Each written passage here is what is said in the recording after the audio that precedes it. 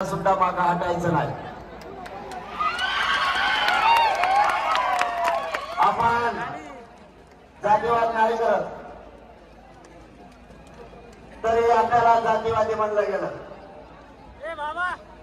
माझ्या जालना जिल्ह्यातल्या सगळ्या मराठा बांधवांना जाहीरपणाने सांगतो, आपण जातीवादी नाहीये। आपण जातीवाद केला नाही, आपण फक्त आपल्या लेकराला हक्काचं आरक्षण मागितलंय। आपल्यावरती अन्याय केला जातोय सरकारकडून,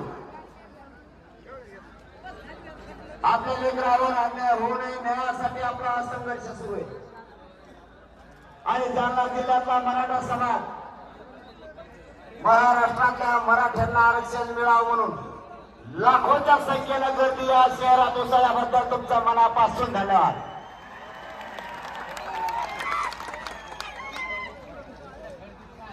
या देशात आतापर्यंत सरकारी नोंदी आरक्षणातल्या कोणाच्या सापडलेला नाहीये।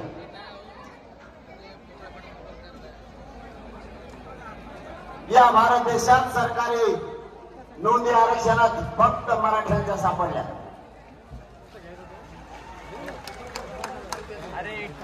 मराठी ओबीसी आरक्षणात 100-150 वर्षापासून आहे। आतापर्यंत कसलेच पुरावे सापडले जात नव्हते। आता कालची बातमी आली, काय प्रॉब्लेम आहे तुम्हाला?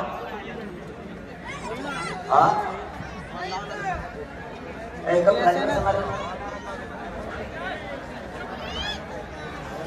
आपल्या खाली बसते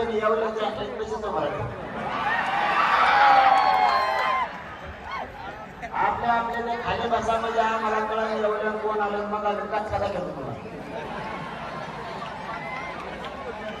उभं राहायला दुसऱ्या काम द्यायला लागला। गाडी बघितली त्या दुसऱ्या गावात मागच्या लोकांना पाठीमागं माता मावल्या त्यांचा तरी विचार करायचा। तुम्ही विचार खाली बस म्हणून गप बस। नाही दिसलं आवाज काय येतोय ना, मग आता आवाजावरच भागायचं सगळं भुजबळचं शिका काही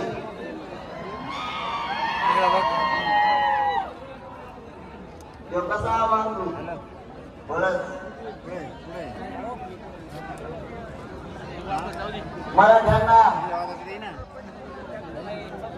ओबीसीतून आरक्षण आता मिळायला लागले। खूप काही मराठी ओबीसी आरक्षणात गेले।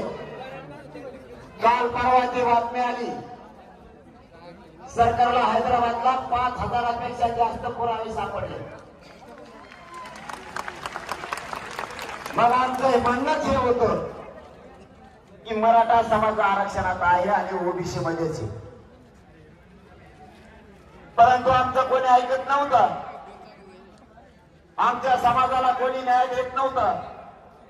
समाजाने कितीही मागणी केली तरी मराठ्यांची मागणी जाणून बुजून पूर्ण केली जात नव्हती। कोणाला पण निवडून द्या तरीही मराठ्यांना ओबीसीतून आरक्षण निवडून आलेला मिळू देत नव्हतं। भाजपचं सरकार आलं की ते म्हणायचे आम्ही तुम्हाला पहिल्याच आठवड्यात देतो। त्या काँग्रेसचं आलं हे म्हणायचे आम्ही तुम्हाला 15 दिवसात देतो। 70 वर्ष माझ्या मायबाप मराठ्यांचे यांच्या नादानाला गेले। तेव्हा किती तेव्हा किती दोघं बी देणार नाही। आता नवीन डाव सुरू केला दोघांनी, आम्ही बैठक बोलले तुम्ही येतो ना।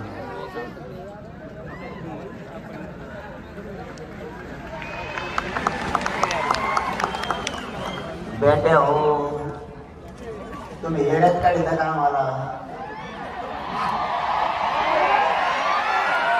आता फक्त पाडा म्हणलो होतो, जर नाव घेतलं ना खेळच खलास।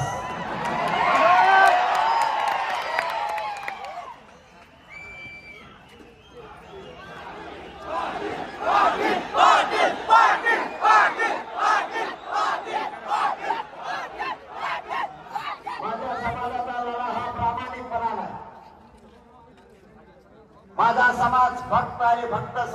लेकरासाठी लढतोय आणि या जालना जिल्ह्यातून या विराट रूपानं लाखोच्या संख्येने जमलेल्या माझ्या मराठ्याच्या साक्षीनं सरकारला मी विनंती करतोय, आम्हाला राजकारणात जायचं नाही. आमचं हक्काचं आरक्षण द्या. अय दादा करणं झेंडा खाली तो यासाठी चाललंय एवढं, तो झेंडा वर केला ते लागल्या आरडांची. आम्हाला आरक्षण ऐकून दे. आरक्षणात जीव भाऊ आमचा, त्यांना फक्त दिसून दे. झेंडा इकडा झेंडा पुढे येऊ दे. आम्ही समजतो इकडं भागव्यासाठीच सगळं चाललंय. फक्त मागच्या आरडायला लागले म्हणून पुढे दे. इकडे आम्ही व्यासपीठावर धरतो ते झेंड्याला. काही ना काहीतरी असतंच. पण माझ्या समाजाला आणि आम्हाला राजकारण नाही करायचं. आमचा तो उद्देशही नाही.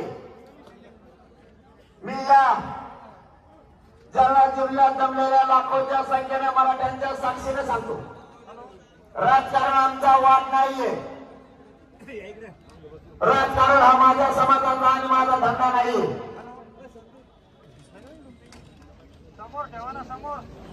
काही काय खडखड लावली तुम्ही?